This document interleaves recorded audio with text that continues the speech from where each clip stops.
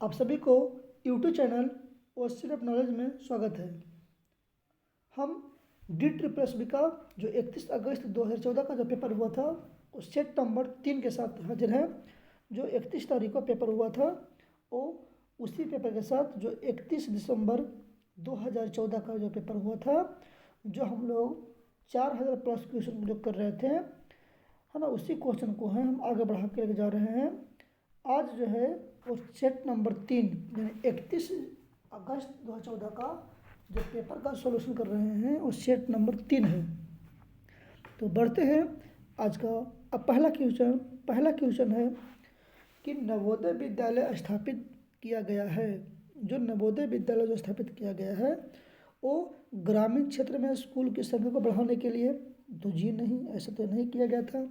नवोदय विद्यालय स्थापित इसलिए किया गया था कि जो भी ग्रामीण क्षेत्र में जो अच्छी शिक्षा प्रदान करेगा, इसलिए हम नवोदय विद्यालय के गांव में स्थापना किए गए थे कि ग्रामीण स्तर पर शिक्षा व्यवस्था में अच्छा बेहतर हो सके, सुधार हो सके, जिससे विद्यार्थियों की प्रतिभा जो है वो निरंतर विकास हो सके, ताकि ग्रामीण क्षेत्र जो हो शिक्षा में सुधार हो सके, है ना। अगला क्वेश्चन है कि स्कूल में प्राथमिक स्तर पर मृत भाषा की शिक्षा देनी चाहिए क्योंकि इसीलिए यह बच्चों में आत्मविश्वास बढ़ाएगा। ठीक लग तो रहा है, ठीक बढ़ाएगा। यह पढ़ाई को आसान बनाएगा, जी नहीं। यह बौद्धिक विकास को बढ़ाएगा, जी नहीं। यह बच्चों को समान परिस्थितियों में सीखने के लिए प्रोत्साहित करेगा, जी हाँ। ये बहुत बढ़िया सुंदर है, इसके अपेक्षा ये बहुत बेहतर है। यानी ये बता रहा है क्या कि चूँकि विद्यालय में क्या होता है कि बच्चों को अगर हम उसको प्रोत्साहन देंगे, उसको खुशी महसूस करेंगे, उसको एक दूसरे से बात करने के लिए देंगे, वो जितना उसको अवसर देंगे वो क्या करेगा, वो प्रोत्साहित होगा और जल्दी वो सीख पाएगा। अगला है कि एक महिला नर्सरी स्तर पर अच्छी शिक्षक होती है। एक जो महिला जो नर्सरी टीचर होती है एक अच्छी शिक्षक होती है। पहला, वो ज़्यादा धैर्यपूर्वक बच्चों को व्यवहार करती है। वो कम वेतन पर ही काम करती है, भैया ऐसा तो नहीं है।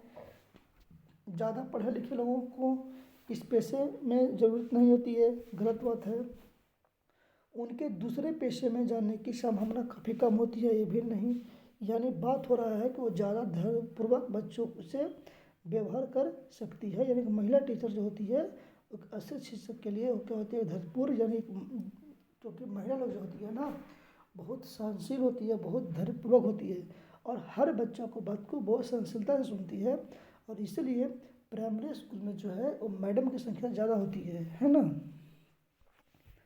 आगे है कि शिक्षक दिवस पर कुछ छात्र आपको ग्रीन कार्ड देते हैं, आप ऐसे में क्या करेंगे?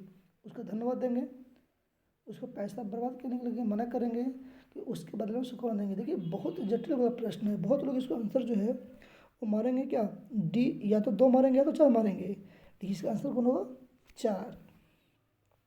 अब क्यों होगा समझते हैं। अगर मान लिया जाए कि शिक्षक दिवस के अवसर पर विद्यार्थी को कार्ड दिया तो उन्हें कुछ नहीं करेंगे। क्यों नहीं करेंगे? ताकि उसको अगर हम धन्यवाद देंगे तो विद्यार्थी को ग्रीन कार्ड देना शुरू कर देंगे। इस स्थिति में शिक्षक जो है निष्क्रिय हो जाएगा। यानी हर बच्चा अगर ग्रीन कार्ड देता है तो हर बच्चा को धन्यवाद नहीं बोल सकते हैं। उस कंडीशन में क्या होगा कि जब 5 तारीख को जो है सब बच्चे तो कार्ड देगा ही कार्ड देगा, तो सबको कितना बोलेंगे? नहीं ना बोल पाएंगे। तो इससे बेहतर है कि हम कुछ नहीं बोलेंगे, है ना। अगला है कि आपकी कक्षा में कुछ छात्र देरी से आते हैं, आप क्या करेंगे? भैया हम क्या करेंगे? हम ये करेंगे उनका माता पिता को उसकी सूचना देंगे, जी नहीं। उनको सजा देंगे, जी नहीं। कारण जानने का कोशिश करेंगे कि क्या कारण है कि लड़का जो है देरी से आता है ना। इसको कारण को पता करेंगे। अगला है कि छात्रों को होमवर्क देने के लिए क्या फ़ायदा होगा? हमको फ़ायदा ये होगा उसको हमेशा व्यस्त रखेंगे, जी नहीं। हमको फ़ायदा इस बात को होगा कि बच्चा जो है घर पे पढ़ाई करेंगे, है ना। तीसरा है कि हो सकता है कि वो अपने प्रोग्राम क्यों चेक करे, जी नहीं। हो सकता है कि उन्हें खुद से पढ़ाई करने का पड़े, नहीं। तो कौन होगा? 2 होगा, है ना। अगला है 175 में है कि शिक्षक की सफलता किस में है, एक टीचर की सफलता किस में है। तो टीचर की सफलता जो है, पहला, अगर अगर उसका कोई छात्र बहुत उपलब्धि हासिल कर ले, ये भी नहीं है। शिक्षक की सफलता उसमें है कि उसके व्यक्तित्व में अच्छे गुण हो, ये भी नहीं शिक्षक गुण है। शिक्षक का यह गुण है कि उसके पढ़ाने की कैसे तरीके, कैसा गुण है, वो होना चाहिए, है ना। तो ये बात सही लग रहा है। चौथा है कि उसके अच्छे चरित्र हो, ये डिपेंडेबल नहीं करता है, डिपेंडेबल थ्री करता है। अगला है कि छात्रों की महत्वपूर्ण विशेषता क्या है, मतलब स्टूडेंट का महत्वपूर्ण विशेषता क्या है। और जिम्मेदारी का एहसास होना चाहिए, जी नहीं। सच बोलना चाहिए, जी नहीं। सहयोगी होना चाहिए, हाँ ये है। अब आज्ञाकारी होना चाहिए, ये बात जरूरी नहीं है। तो बात हो रहा है सी का। 177 कि बुनियादी शिक्षा योजना का क्या उद्देश्य है। तो बुनियादी शिक्षा का यह उद्देश्य है कि यह शिक्षा जो है गांधी जी के द्वारा ये अपनाई गई थी, जो तमिल शिक्षा के अंतर्गत, कौन शिक्षा, तालीम शिक्षा के अंतर्गत जो है वो इस शिक्षा को जो है शुरुआत किए थे महात्मा गांधी। इसमें कहा गया था कि हमारी बुनियादी शिक्षा से क्या होगा कि उसका मस्तिष्क का भार, उसको तीनों एहसास होगा। जब शिक्षा को हम बच्चों को देंगे तो हमें यह पता चलेगा उसको कितना रुपना देना चाहिए, कितना हमें कब कब देना चाहिए, है ना। तो ये दर्शाता है पहला, यानी बुनियादी शिक्षा के बारे में कौन दिए थे, तो महात्मा गांधी। महात्मा गांधी कौन, महात्मा गांधी। आगे चलते हैं नेक्स्ट में 178 में कि आप क्लास में कोई विषय पढ़ा रहे हैं, कोई छात्र विषय से हटकर कोई प्रश्न करता है तो आप क्या करेंगे। भैया बात हो रहा है, क्या करेंगे, तो हम वही करेंगे कि आप उसे विषय को हटकर प्रश्न करने की अनुमति नहीं देंगे, आप उसे विषय को हटकर प्रश्न करने की अनुमति नहीं देंगे, आप इसे अनुसंधान मानेंगे और उसे सजा देंगे।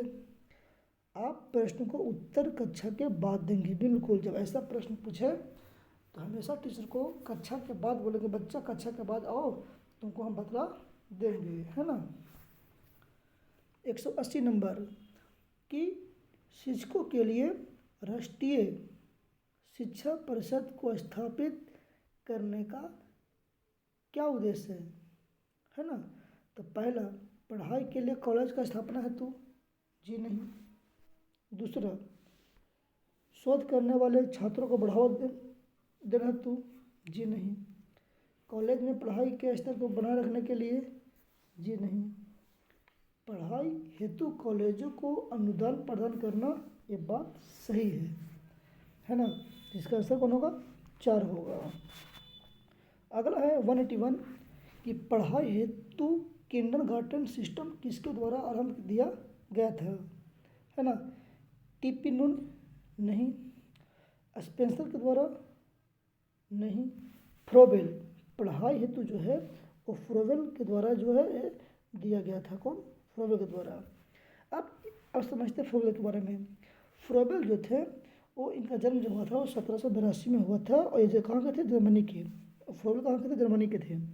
और फ्रोबेल के साथ क्या हुआ कि बालक जो है एक पौधा लिया और उसी पौधा को एक रुपये में मालिक को दिया, और दिया तो इसी किंडरगार्टन में जो है फ्रोबेल जो है बच्चों के साथ वो क्रिया करवाया, एक्टिविटी को करवाया था। तो पढ़ाई हेतु जो किंडरगार्टन जो सिस्टम अपनाया गया था, ये सबसे पहले था फ्रोबेल ने दिए थे। इनका जन्म जर्मनी में हुआ था, कहाँ, जर्मनी में जन्म हुआ था। अगला है 182 NCERT राष्ट्रीय शैक्षिक अनुसंधान प्रशिक्षण परिषद की स्थापना जो हुआ था वो 1961 में, कब हुआ था, 1961 में हुआ था, है ना। ये तो बहुत ईजी क्वेश्चन था। नेक्स्ट, शिक्षक द्वारा कक्षा में छात्रों की पढ़ाई में रुचि बनाने रखने हेतु क्या किया जाना चाहिए, मतलब शिक्षक क्या करेगा। तो शिक्षक यही करेगा, पहला, ब्लैक बोर्ड पर प्रयोग करेगा, जी नहीं। विचार विमर्श करेगा, जी नहीं। कहानी सुनाना चाहिए, जी नहीं। प्रश्न पूछना चाहिए, जी हाँ। हम शिक्षक हैं तो हम जितना प्रश्न को पूछेंगे हमारा ज्ञान उतना विकसित होगा, ये बात सही लग रहा है। 184 में है कि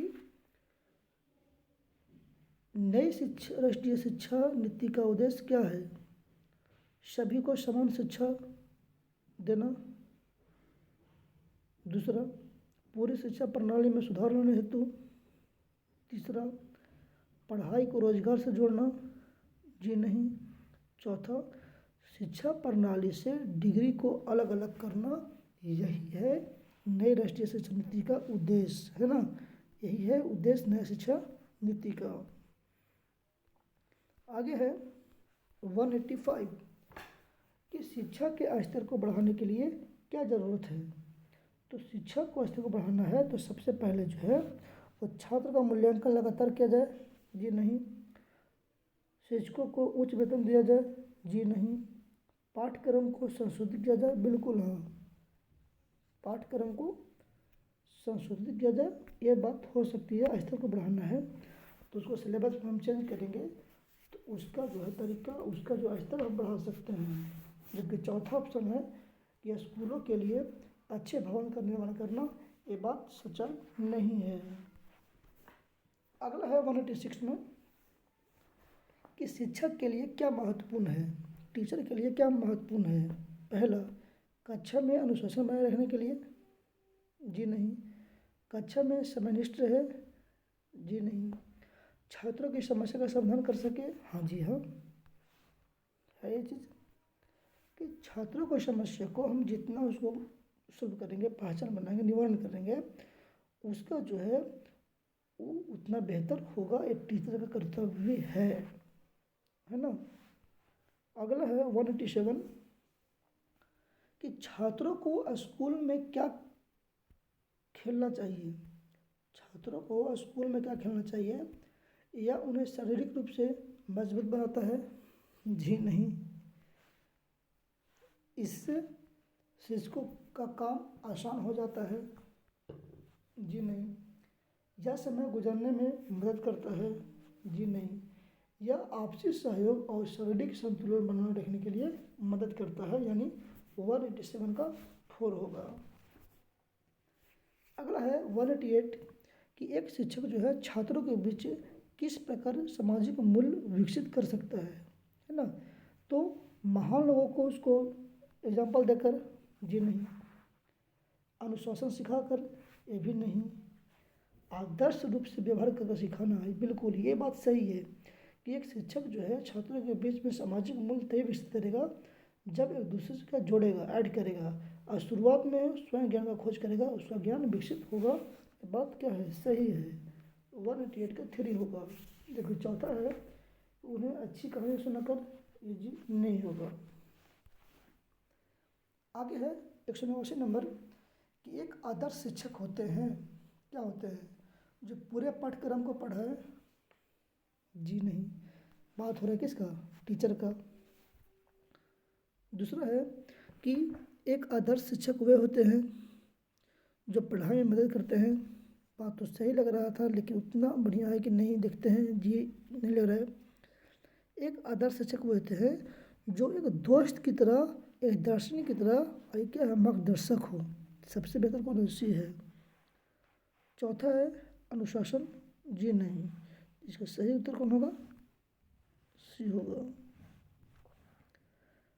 अगला है कि पढ़ाई का क्या उद्देश्य होना चाहिए।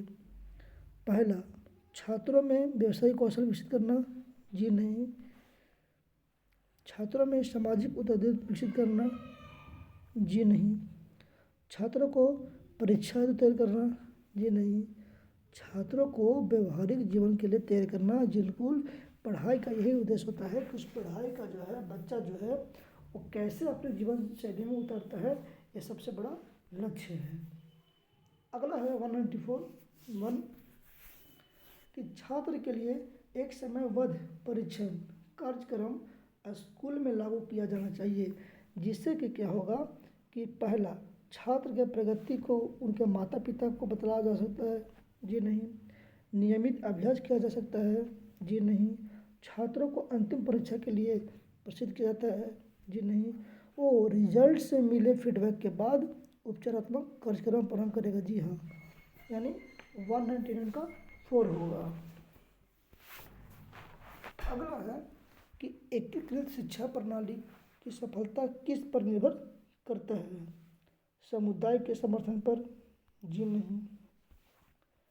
टेक्स्ट बुक की गुणवत्ता पर? जी नहीं। पढ़ाई के सामग्री की उच्च गुणवत्ता पर? ये भी नहीं। अगला ऑप्शन है भैया, इसका ऑप्शन नहीं दिया हुआ है ना। चलिए अगर नेक्स्ट बढ़ते हैं हम लोग 193 पर कि स्कूल की पढ़ाई की गुणवत्ता किस पर निर्भर करती है? तो स्कूल के जो शिक्षा जो है वो डिपेंडेंट करता है शिक्षा की गुणवत्ता पर कि आपके स्कूल में कैसा कैसा टीचर है, उस पर डिपेंडेबल करता है। वहाँ का गुणवत्ता कैसा है उस पर डिपेंडेबल करता है ना। तो इसका आंसर जो होगा कौन होगा? वो 4 होगा कि टीचर की गुणवत्ता पर और डिपेंड करता है कि उस स्कूल का पढ़ाई कैसा हो सकता है ना। 194 है क्या चीज़ कि प्राथमिक शिक्षा का विचार सबसे पहले किसने दिया? भैया प्राथमिक शिक्षा का विचार जो है सबसे पहले महात्मा गांधी जो दिए थे वो बुनियादी शिक्षा में, किसमें? बुनियादी शिक्षा के तहत दिए थे, बेसिक शिक्षा के दिए थे। यह तालीम शब्द में 1938 में भारत में शुरू किया गया। कब किया गया था? 1938 में ये भारत में शुरू किया गया था, है ना। इसका स्थापना हुआ था और बेसिक शिक्षा को लागू जो हुआ वो पूरा इंडिया में जो है 1938 में तालीम व्यवस्था को देश में इसका लागू किया गया था, है ना। आगे बढ़ते हैं 195 में कि स्कूल की पढ़ाई को प्रदर्शित करने वाले महत्वपूर्ण मानदंड कौन हो सकते हैं? स्कूल में उपलब्ध बुनियादी सुविधाएं? जी नहीं। कक्षा प्रणाली? जी नहीं। टेक्स्ट बुक और पढ़ाई हो जाने वाली पाठ्य सामग्रियाँ? जी नहीं। छात्रों द्वारा प्राप्त की गई उपलब्धियाँ? जी हाँ। जो छात्र के द्वारा जो भी प्राप्त किया गया उपलब्धियाँ हैं उसके बारे में वो स्कूल की पढ़ाई की प्रदर्शित करने वाला एक महत्वपूर्ण दंड है। मतलब कहने का मतलब क्या हुआ कि छात्र के द्वारा जो भी उपलब्ध प्राप्त किया गया है इससे प्रदर्शित होता है कि बच्चा का स्तर क्या है और कहाँ तक पहुँच सकता है ना। अगला है कि छात्रों से संबंधित समस्या का सबसे अच्छा उपाय क्या है? तो सबसे अच्छा उपाय है उन्हें निदानकारी शिक्षण का सलाह देना। बिल्कुल, एक लग रहा है बात सही। दूसरा है कि उन्हें निजी ट्यूशन नहीं, प्राइवेट ट्यूशन नहीं देंगे, लाइब्रेरी भी नहीं देंगे और उन्हें कठिन प्रश्नों करने की सलाह देना। देखिए ये तो सही है लेकिन सबसे बेहतर कौन है? 4 है। 4 क्यों हुआ कि अगर मान लिया जाए कि हम बच्चे को समस्या को पता कर रहे हैं, पता कर जब सोल्व ही नहीं करेंगे तो क्या फ़ायदा है ना। तो हम ऐसा मानते हैं कि इस नंबर 4 जो है जो निदात्मक परीक्षण जो है इसमें छात्रों को जांच करने के बाद उसको हम सुधार करते हैं, है ना, और कमियों को पता लगाया जाता है। नेक्स्ट है सेवा के दौरान शिक्षकों की ट्रेनिंग को और प्रभावकारी बनाया जा सकता है कैसे? है ना। ट्रेनिंग पैकेज का उपयोग करके जो पहले से तैयार किया गया हो? जी नहीं। क्षेत्रीय कार्यक्रम का आयोजन करके? जी नहीं। सहयोगात्मक दृष्टिकोण विकसित करके? हाँ, ये बात हो सकता है कि सहयोगात्मक दृष्टिकोण से उसको हम विकसित कर सकते हैं। चौथा है फॉलोअप प्रक्रियाओं का अभ्यास करके? जी नहीं, है ना। 198 भूख और प्यास। भैया बहुत बार क्वेश्चन पूछा है, बहुत बार पूछा है। भूख और प्यास का सुरक्षा के सभी उद्देश्य को दर्शाता क्या है? प्राकृतिक। यह प्रकृति के बहुत लोग इसको समझ के मारते हैं, जबकि भूख और प्यास क्या प्राकृतिक है।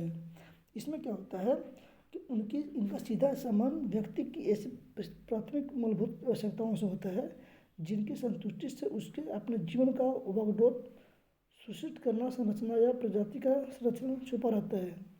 इसमें व्यक्ति में इनकी उपस्थितता जन्मजात होती है। नेक्स्ट है खेल बत्ती के तरीके। यार भैया कितना पूछा, फ्रोबेल कौन दिए थे? खेल बत्ती कौन? फ्रोबेल। बहुत इजी क्वेश्चन था, कौन? फ्रोबेल। नेक्स्ट बढ़ते हैं, लास्ट क्वेश्चन आज का है कि बड़े शहरों में गाड़ी के कारण पर्यावरण में प्रदूषण फैल रहा है, निजी तौर पर प्रदूषण को रोकने के लिए क्या किया जाना चाहिए? तो गाड़ी के इंजन के नियंत्रण जांच करना चाहिए। बिल्कुल, जब जांच ही नहीं करेंगे तो कैसे पता चलेगा? जांच तो करना ही चाहिए। दूसरा है कि यात्रा के लिए पब्लिक ट्रांसपोर्ट प्रयोग किया जाना चाहिए। जी नहीं। बिना काम के घर से नहीं निकलना चाहिए। जी नहीं। स्कूटर, कार इत्यादि जैसे प्रयोग, जी नहीं। तो कौन सा आंसर होगा? पहला होगा। तो ये था टोटल 32 क्वेश्चन। तो हम 31 दिसंबर को जो पेपर था उसको आज हम 100 क्वेश्चन कंप्लीट करवा दिए हैं, है ना। तो आपका 3 वीडियो में जो है आपका जो है पूरा पेपर को सॉल्व कर दिए हैं। अगर वीडियो नहीं देखे होंगे तो तीनों वीडियो को देख लीजिएगा। जो 31 अगस्त का पेपर था उस पेपर को 3 वीडियो में हम 100 क्वेश्चन को कर दिए हैं। हम आशा करते हैं कि DSSB का जो पेपर है उस पेपर में आप पूरी तरह से तैयारी कर रहे होंगे और जो अगस्त में पेपर है उसमें तैयारियों में लग जाइए। यानी कहने का मतलब हुआ कि DSSB का जो 4000 पेपर को हम कर रहे थे, तो 4000 पेपर में से हम जो है वो लगभग जो है आपको 500 क्वेश्चन जो है वो लगभग करवा दिए हैं, है ना। तो पूरा वीडियो को प्ले लिस्ट में जाकर आप देख सकते हैं और देखने के बाद आप उसको कमेंट में लिखिएगा, ज़रूर सब्सक्राइब करिएगा, शेयर कीजिएगा। तब तक के लिए good night, bye bye, take care.